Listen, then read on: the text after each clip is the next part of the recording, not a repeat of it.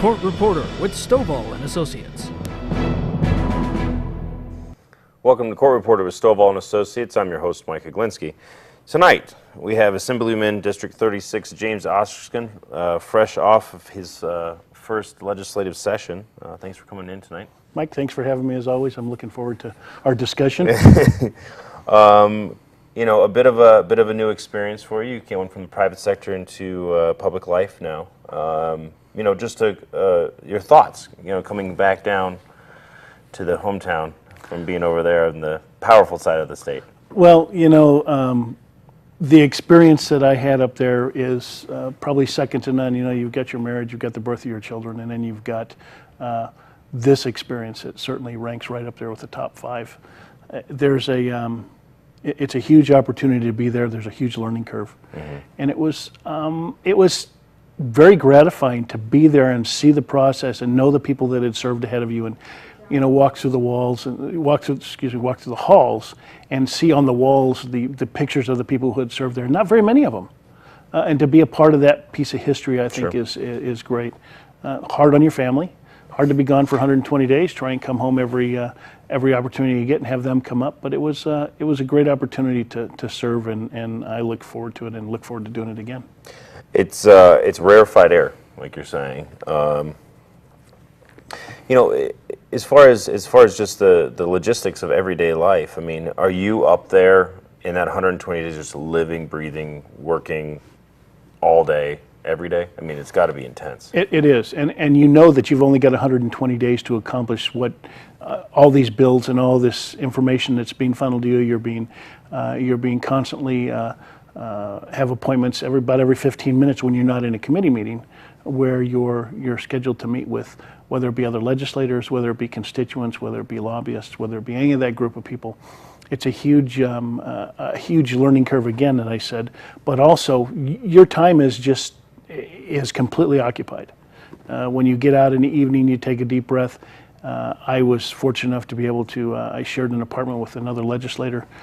So even during that period of time when we had time, when there are rare instances that we were there together, we shared a lot of thoughts and ideas because we served on some different committees, and able to share some thoughts and processes that we had gone through during the day or during the process, or lobbyists that we met with, or other issues that may have come up. In the process, you know, people typically always point to the lobbyists, you know, ruining the liberties and freedoms and the general constituency being heard. What was your experience with lobby? I found the lobbyists to be a huge resource. I never at any time felt any pressure to do anything that I wouldn't, you know, that was not right to do. You use them as a resource. You use them as the knowledge on a lot of these bills. What I really respected about a lot of the lobbyists is they come in and they lay out their side of the issue, whatever it may be, and then they say, and here's the other side of it. Here's what you're going to hear in opposition to this, and you have to respect that, because there's no blindsiding, there's no anything else. They'll even tell you the legislators that are not in support of it, because they already know who's not going to support it and who's not going to do it.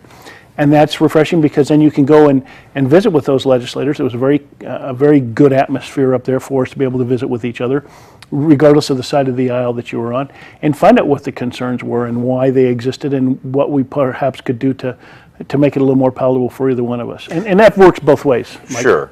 The consensus building within your party and then outside party lines, did you find that people were maybe more cordial or open to sharing ideas across party lines? I felt, for me particularly, there was, because I worked very diligently to establish relationships with both sides. Certainly my side is, when you're in a minority, there's challenges that you face, but I looked at it as an opportunity, not as a challenge. I looked at the opportunity to work with the other side and make sure that we at least understood where we were coming from, as opposed to just an oppositional kind of defiant tone. You know, step down and just basically say, I don't want to be the party you know, was not something that I wanted to do. I wanted to be a guy who could come, and if the legislation is going to pass, let's see if we can make it the best and the most palatable. You have to still hold on to your core values and your principles, and there's times you just say, no, it's not going to work. Right. But the majority of the time you can come to some consensus that'll be palatable for everybody. Did you find that your time up there, because of who you represent here in District 36, that in sticking to voting for your constituency, in a representative democracy, that maybe there were times that you were representing the least popular opinion, or was it something that you felt that you could navigate easily? I think it's easy when you know what your constituents' needs are and what the results are going to be if it's positive legislation. Certainly, there's a very different sentiment between urban legislators and rural legislators. I have just a little bit of urban, but it's really kind of a rural atmosphere up there, Mount Charleston, those areas, and down along the 215 there. So, but most of my area, 26,000 square miles of it, is rural, and the rural folks are very vocal about what they want and what they need. And how they want less government and all those kind of things that go along with that. So no, I felt that my mission was very clear. I was reminded constantly by emails and phone calls from folks, and Senator Gokachia, who's the senator here, and Assemblyman Ellison, who represents Elko, and I had a weekly teleconference with anybody who wanted to tie into it. And we get together in our office, except for the last couple of weeks when things get a little more hectic, but on Friday afternoons, and the media tied in, and constituents would tie in, and they'd ask us questions about what's going on, and it gave us an opportunity to kind of be out of that bubble for an hour or so. Right. So if they were hearing things that were going on, we could interact with them as well. It was a great opportunity, and I think it's very clear what the rurals need, and we have to represent them. Did you find that the constituency did have an effective vehicle to communicate with you when you were in session? Absolutely. We all have our own secretaries, or attaches as they call them up there, and I returned personally until about the last 2 weeks of session every email that I received.